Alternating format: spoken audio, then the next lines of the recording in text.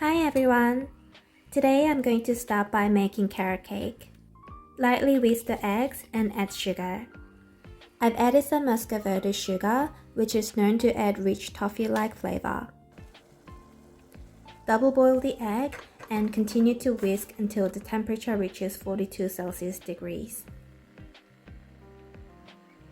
Remove from the heat and continue to beat the eggs until it becomes light in color and doubles the volume. Add vegetable oil and lemon juice and beat. I was supposed to use orange juice, but I didn't have it, so I replaced it with lemon juice and a teaspoon of coentre. Sift flour, almond milk, baking powder, and cinnamon powder over the egg mixture. Lightly fold the dry ingredients to the egg mixture. Add diced carrots and pecans and mix. Pour the mixture into the cake pans and break the air bubbles by dropping the cake pans from above. Bake in preheated oven for 35 minutes. I've cooled the baked carrot cakes overnight. So the purpose to make the carrot cakes is to practice making fondant cakes. I've applied some coconut oil in the bowl and poured marshmallows in it. I melted the marshmallows in microwave and mixed until it becomes gooey. The pink color was pretty, but I added some food coloring with water to make blue fondant. Add the remaining coconut oil and icing sugar. I left some icing sugar and added more later. And now mix the ingredients. The fondant is quite sticky at the moment, so I'll add some more icing sugar so it can pull away from the edges.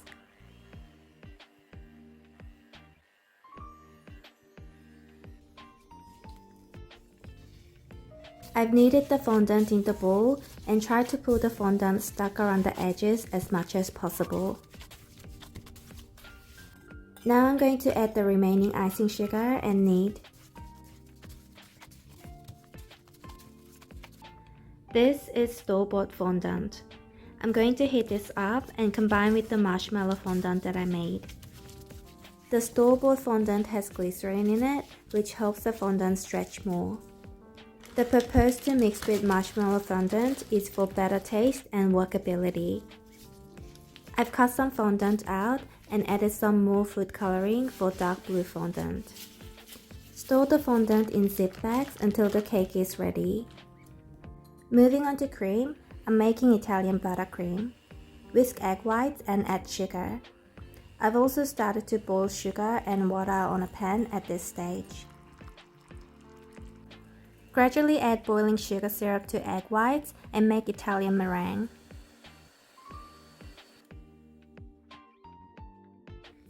Gradually add softened butter and beat until it becomes smooth buttercream.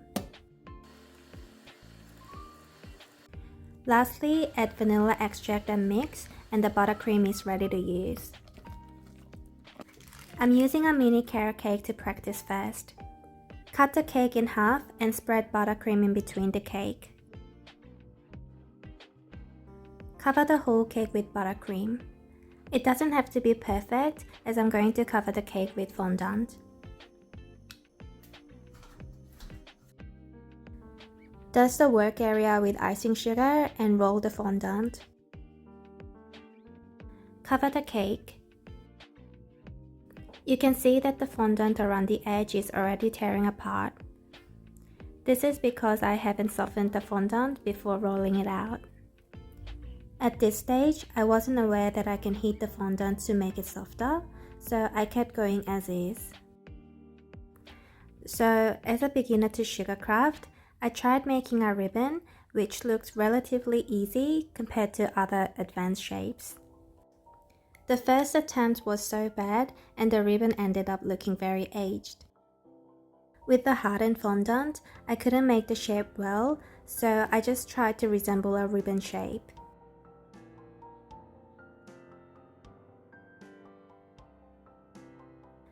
I was so disappointed how it turned out, but I sort of get the idea how to work with fondant.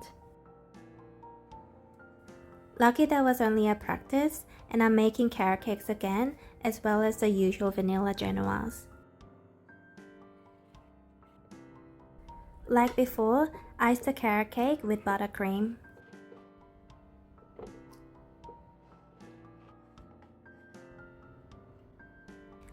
I made another batch of marshmallow fondant with white marshmallows this time. And I'm adding yellow food coloring to half of the fondant. Let's roll it out. I'm using fresh fondant this time so it stretches more and doesn't tear. I'm turning the cake around and press the fondant, making sure it sticks to the cake tight. And I cut the excessive fondant and wrap the bottom part with light blue fondant, which I've cut into a long rectangle. Transfer the cake to a cake board and put it onto a clean turntable. I'm sticking the strips of the ribbon and making the ribbon shape. This time it was a lot easier than before as I heated the fondant a bit. I wrapped both sides of the ribbon to resemble a bow and stuck it to the cake. Oh my god, that was so close. Moving on to decorations, I decided to make a teddy bear. I made 2 round balls in different sizes and imprinted stitch marks. This will be the ears, and I've put eyes and the mouth area. I used toothpick to support the teddy bear. Here I rolled pink fondant and made a party cone. I made the legs and stuck on the teddy bear. I put a gift box in front, then stuck the arms. I couldn't stop thinking the teddy bear looks like a platypus, so I remade the face. A big smile on teddy bear and more presents to celebrate its birthday.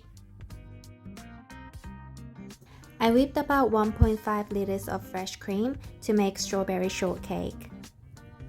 This genoise is a bit bigger than the usual cake I make, as I'll be making 2 tea cake. I put sliced strawberries in between the genoise and cover whole cake with cream. Tidy the cream, transfer the cake to cake board and chill the cake. Now repeat the same process to a smaller genoise. I used 6-inch for the base and 4-inch for the top. Once the crumb coat was done, I put more cream and covered the cake, making sure the genoise is completely covered. Now let's put the small genoise on top and pipe cream.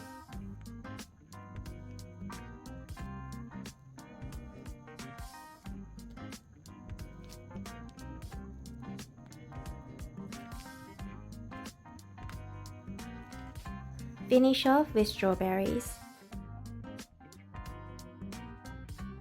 Thanks for watching.